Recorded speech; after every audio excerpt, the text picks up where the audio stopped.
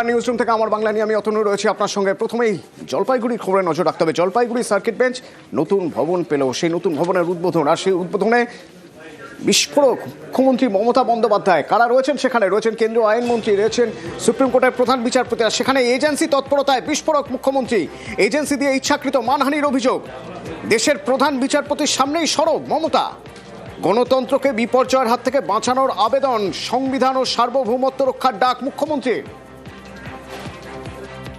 My request would be to my Chief Justice, to all the judges, that please see, our constitution must be protected from disaster. Our democracy must be protected from the disaster. Our safety, our security, our history, our geography, our boundary, all should be protected. And media should not go for media trial before finalizing any cases. This is nowadays a trend to malign the people. And please see, there are so many agencies are defaming, deliberate attempt to defame. Please protect the people. I am not saying for me. I am saying save democracy, save people, save judiciary. আমার সহকর্মী তুহিন আমার সঙ্গে সরাসরি রয়েছে। তুহিন, আমি একটু প্রেক্ষিতটা বোঝার চেষ্টা করব।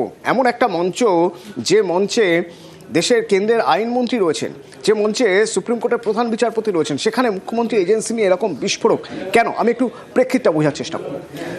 দেখো, আজকে একবারে বিস্ফোরক মুখ্যমন্ত্রী মমতা বন্দ্যোপাধ্যায়।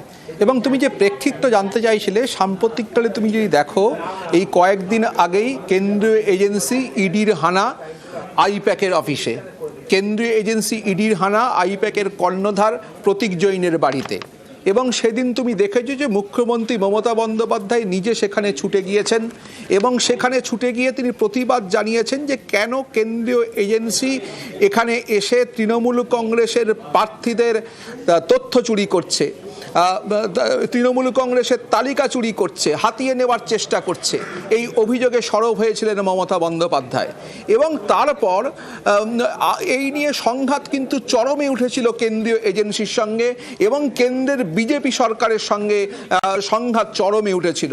এবং তারপর আজকের যে জলপাইগুড়ি সার্কিট বেঞ্চের নতুন ভবনের উদ্বোধন, যে মঞ্চে সুপ্রিম কোর্টের প্রধান বিচারপতি উপস্থিত রয়েছেন হাইকোর্টের প্রধান বিচারপতি, উপস্থিত রয়েছেন কেন্দ্রীয় আইনমন্ত্রী, উপস্থিত রয়েছেন অন্যান্য রাজ্যের হাইকোর্টের প্রধান বিচারপতিরা, সেই মঞ্চে এই ধরনের একটা বিস্ফোরক মন্তব্য, সংবিধানকে রক্ষার আবেদন, সংবিধান যে বিপর্যয়ে পড়ছে তার সেই অভিযোগ তুলে রক্ষার আবেদন, গণতন্ত্র বিপর্যয়ে পড়ছে সেই অভিযোগ তুলে রক্ষার আবেদন, সার্বভৌমত্ব রক্ষার আবেদন মুখ্যমন্ত্রী মমতা বন্দ্যোপাধ্যায়ের।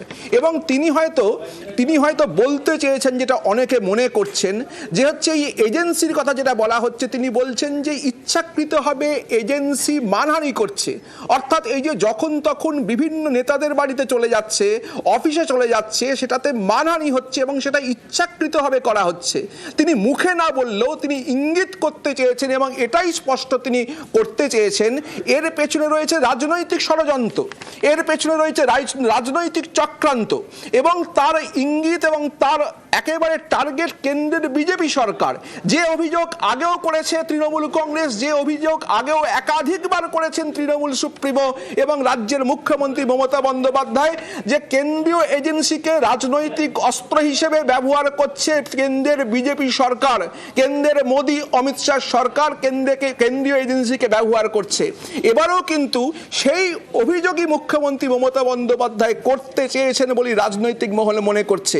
অর্থাৎ কয়েকদিন আগে সাম্প্রতিককালে যে ঘটনা ঘটেছে আইপ্যাকের অফিসে, যে ঘটনা ঘটেছে প্রতীক জৈনের বাড়িতে, যেখান থেকে সংঘাত একদম চরমে নিয়ে গেছিলেন মমতা বন্দ্যোপাধ্যায় এবং যেটা আদালতে পর্যন্ত পৌঁছেছে, হাইকোর্টে পৌঁছেছে, সুপ্রিম কোর্টে পর্যন্ত মামলা চলছে, সেই জায়গা থেকে আজকের এই মন্তব্য মমতা বন্দ্যোপাধ্যায়ের, এই কেন্দ্রের সঙ্গে সংঘাত, এজেন্সির সঙ্গে সংঘাত আরও চরমে নিয়ে গেল বলে মনে করছে রাজনৈতিক মহল। ধন্যবাদ তুহিন। যে মন্তব্যের কথা বলছিল, এই মন্তব্য বিস্ফোরক মন্তব্য এজেন্সি তৎপরতা নিয়ে মুখ্যমন্ত্রী মমতা বন্দ্যোপাধ্যায়ের।